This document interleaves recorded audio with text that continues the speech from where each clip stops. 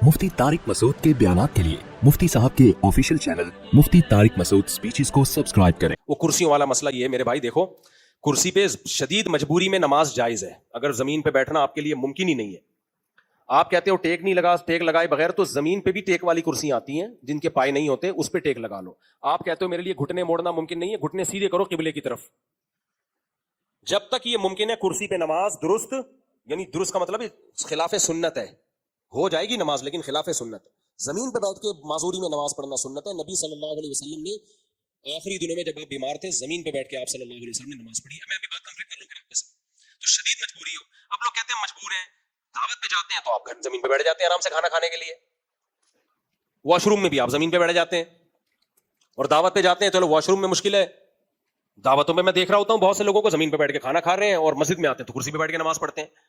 तो हत्तल इम्कान कोशिश करें, अगर आपके लिए खड़े होना मुश्किल है तो जमीन पे बैठ के सुन्नत है नमाज पढ़ना। कुर्सी पे बैठ के नमाज पढ़ने में सफ भी खराब होती है, मस्जिदों में कुर्सियां आ रही हैं, फिर रमजान के आखिरी अशरे में मेज भी आ जाती है, चाय और कहवे भी चल रहे होते हैं, पता ही नहीं चलता ये मस्जिद है या कोई होटल है। तो ये बहुत गलत बात है। शदीद मजबूरी हो, अब कौन मजबूर है कौन नहीं है ये फैसला मैं नहीं कर सकता। तो कोई कुर्सी पे बैठा हुआ है, मैं तो उसको बुरा नहीं कह रहा भाई, वो खुद जानता होगा। सफ़ें बहरहाल इससे खराब होती हैं, और बैठना भी है तो फिर किनारे पे कुर्सी रखा करें, और जब उठ के जाएं तो कुर्सी को साइड पे लगाएं, वहीं छोड़ के ना चले जाएं। तो कोशिश करें कहां बैठ के नमाज पढ़ें, जमीन पे बैठ के। अभी हमारे नईम भाई हैं, माजूर हैं बेचारे, पांव से मसाइल हैं, पूरी 20-20 रकतें उन्होंने जमीन पे बैठ के पढ़ी हैं।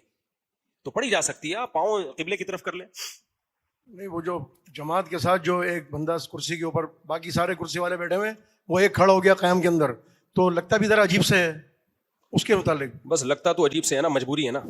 नहीं, उसको अजीब से ना लगाने के लिए उसको क़याम भी बैठ के नहीं कर सकता, सब बंदी तो हो जाएगी, कंधे से कंधा तो मिलेगा ना, वो तो बिल्कुल ही अलग हो गया ना।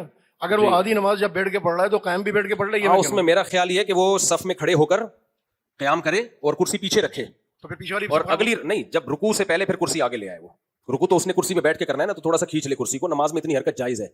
वो बिल्कुल ही अलग मंजर होता है कि वो सफ से आगे निकला हुआ होता है, खड़ा हुआ होता है, तो कुर्सी पीछे रख ले, सफ में खड़ा हो जाए सीधा कंधे से कंधा मिला के, और जब रुकू में जाने का टाइम आए तो कुर्सी आगे, खुद भी आगे हो जाए, कुर्सी आगे खिसका ले, ऐसे एक हाथ से कुर्सी आगे खिसका के उस पर बैठ के रुकू कर ले। समझ में आ रही बात? ये कर ले, रफी भाई को नाराज नहीं करे, बस सब कुछ कर ले, रफी भाई को नाराज नहीं करे। आप कुछ पूछ रहे थे जी? जी माइक दे दो इनको, माइक। हाँ, कुर्सी पे बैठे हुए हैं ये तो नहीं, नमाज ही नहीं होगी। फर्ज नमाज में क़याम जरूरी है, बस हो गया सवाल उनका। फर्ज नमाज में क़याम जरूरी है, बगैर जरूरत के कुर्सी पे बैठ के नमाज पढ़ी तो नमाज नहीं होगी।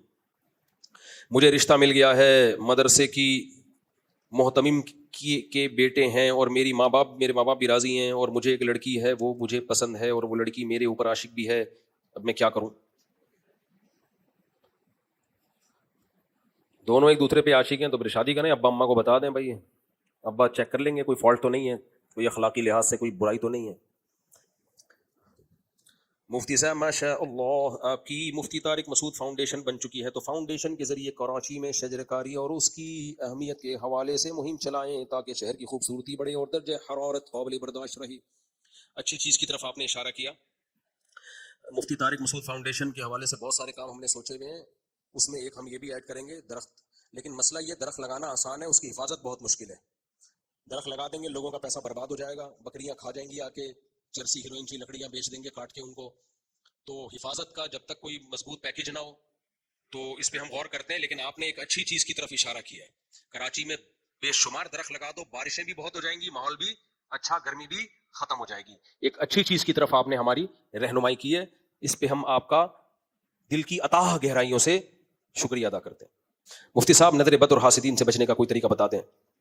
नजर बद से बचने का तरीका है, रात को दुआ पढ़ के सोया करो, आऊज़ बिकलिमातिल्लाहि ताम्मा, आ जाओ ना, आऊज़ बिकलिमातिल्लाहि ताम्मा मिन कुल्लि शैतानिर वहाम्मा व मिन कुल्लि आइदिल लाम्मा। ये दुआ पढ़ा करो रात को, सूरह फलक सूरह नास पढ़ के दम किया करो, और अपनी नेमत को हर एक के सामने हंस हंस के बयान ना किया करो।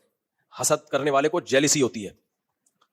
ये ना बताओ मेरी 2 शादियां, मैं बहुत खुश हो गया हूँ, मैं बहुत, वो क्या है, मैं कमा रहा, मुझे एक नहीं मिल रही है, 4 लेके घूम रहा है, तो वो हसद करेगा। तो हर एक को अपनी नेमत खुल के बयान नहीं की जाती, ये एहतियात करनी चाहिए। अस्सलाम वालेकुम, हाथ तुम छोड़ दो भाई, बस। इस्लाम, बांग्लादेश से भी कुछ लोग आए हुए थे, बांग्लादेश से। आओ बांग्लादेश, आ जाओ, बांग्लादेश जिंदाबाद। آپ لوگ نے بھی اس جنگ میں ساتھ دیا, بنگلہ دیش والوں نے پاکستان سے محبت کا اظہار کیا ہے. دارالعلوم کراچی میں پڑھے ماشاءاللہ. میرے ایک استاذ بھی بنگلہ دیش میں ہیں, مفتی شہید اللہ صاحب, مفتی رشید احمد صاحب کے خلیفہ ہیں. ان سے کانٹیکٹ نہیں ہو رہا میرا, کوئی کانٹیکٹ کرا دو. ٹھیک ہے, ہاں اچھا بیٹھیں, جزاک اللہ. وہ جو پائلٹ تھا نا ایم ایم عالم, جس نے 5 طیارے گرائے تھے, 65 میں بھی ہم جیتے تھے, یہ ذہن میں رکھو. لوگ کہتے ہیں 65 میں ہم ہارے تھے, یہ بھی پروپیگنڈا شروع کر دیا. اس جنگ میں بھی ہم جیتے ہیں, اب پروپیگنڈا ہوگا تو اس سے بھی مکر جائیں گے. تو وہ جو ایم ایم عالم جس نے 5 جہاز گرانے کا ریکارڈ قائم کیا تھا, وہ بنگلہ دیشی زبان تھی ان کی. ہاں, گینس بک آف ورلڈ میں ایک ریکارڈ ہے ان کا کہ 5 طیارے ہوا میں اڑا دیے. تو بنگلہ دیش سے آیا. بنگلہ دیش موسٹلی کھاتے ہیں, دماغ تیز ہوتا ہے بنگلہ دیش میں. مفتی صاحب اگر کوئی بندہ خود کو کسی فرقے کا نہ کہے, مسلمان کہے, تو کیا یہ صحیح ہے؟ بالکل صحیح ہے, لیکن جب پریکٹیکل لائف ہوگی تو کسی نہ کسی کو فالو کرے گا. وہ کچھ باتیں بولنے کی حد تک بہت اچھی ہوتی ہیں, پریکٹیکل لائف میں ان کی کوئی ویلیو نہیں ہوتی. مثال کے طور پر جب آپ رشتہ لینے کے لیے گئے, لڑکی والوں نے پوچھا کہ آپ مسلمان ہیں؟ ہاں جی میں مسلمان ہوں. کون سا فرقہ ہے آپ کا؟ آپ نے کہا کہ میرا کوئی فرقہ نہیں, میں فرقوں میں بلیو ہی نہیں کرتا. تو کہیں گے بیٹا پھر آپ یہ بتاؤ کہ آپ نماز پڑھنے کے لیے امام بارگاہ میں جاتے ہو یا مسجد میں جاتے ہو؟ انکل میں مسجد میں جاتا ہوں. تو بیٹا اس کا مطلب سنی ہو نا پھر آپ. نہیں میں سنی نہیں ہوں, میں فرقوں میں بلیو نہیں کرتا. بیٹا جو مسجد میں جاتا ہے اسی کو سنی کہا جاتا ہے, جو امام بارگاہ جاتا ہے اس کو شیعہ کہا جاتا ہے. اچھا جب آپ مسجد میں جاتے ہو تو آپ ہری پگڑی پہنتے ہو یا جو پگڑی سمجھ میں آ جائے وہ پہنتے ہو؟ میلاد مناتے ہو, 12 ربیع الاول پہ لائٹیں لگاتے ہو یا نہیں لگاتے؟ انکل میں لائٹیں وائٹیں نہیں لگاتا اور میں یہ چیزیں نہیں کرتا. تو بیٹا اسی کو دیوبندی کہا جاتا ہے. نہیں انکل میرا کوئی فرقہ نہیں ہے. تو بیٹا تم نے اپنا بھی ٹائم ویسٹ کر رہے ہو, ہمارا بھی ٹائم ویسٹ کر رہے ہو. ان شارٹ شروع میں کہہ دیتے میں دیوبندی ہوں تو ہم سمجھ جاتے کیا کیا کرتے ہو کیا کیا نہیں کرتے.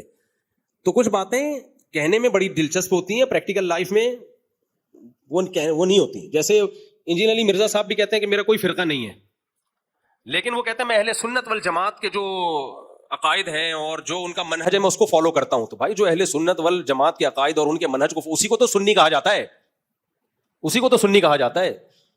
تو یہ عجیب بات ہے. یہ ایسے جیسے نہ میں مرد ہوں نہ میں عورت ہوں. تو بھائی آپ مرد بھی نہیں ہو عورت بھی نہیں ہو تو کیا ہو پھر آپ؟ داڑھی ہے, ہاں جی میرے داڑھی ہے, آواز مردوں والی ہے, عورت کی طرف اٹریکشن ہے, تو اسی کو ہی تو مرد کہا جاتا ہے.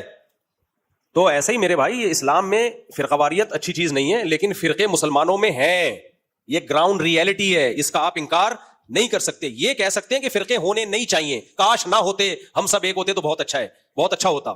کاش میری قسمت میں ہوتا, میں خریدتا ایک کھوتا, کبھی تو سوار ہوتا کبھی میں سوار ہوتا, لیکن پیسے نہیں ہے تو میں گدھا خرید نہیں سکتا.